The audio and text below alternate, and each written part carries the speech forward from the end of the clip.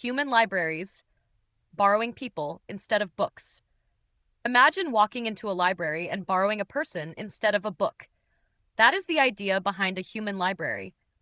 In this unusual type of event, visitors can sit down with someone they have never met before and listen to their personal story for about 20 or 30 minutes. The concept started in Denmark in the year 2000. A group of young people wanted to reduce prejudice and encourage open conversations between strangers. They believed that many stereotypes exist simply because people rarely speak honestly with someone from a different background. Instead of reading about a person in a newspaper or online, participants could meet them face to face and ask respectful questions. In a human library, the books are real people. Each person usually represents a life experience or identity that is often misunderstood.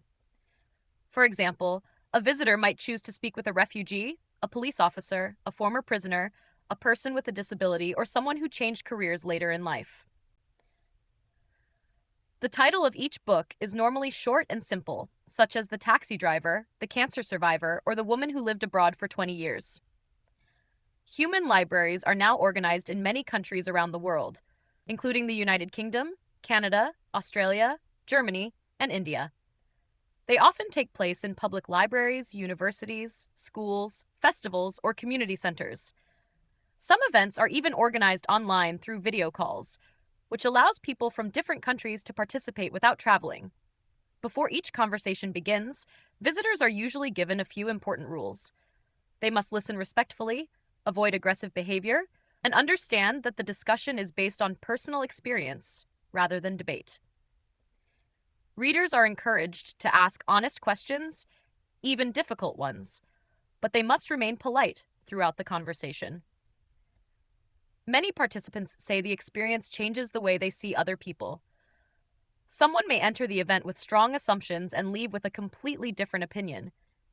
In some cases, readers discover that they have more in common with the books than they expected. A short conversation can sometimes create more understanding than hours spent reading comments online. The organizers of human libraries believe that dialogue is one of the best ways to fight fear and misunderstanding. In a world where people often communicate through screens, these conversations offer something rare: direct human connection.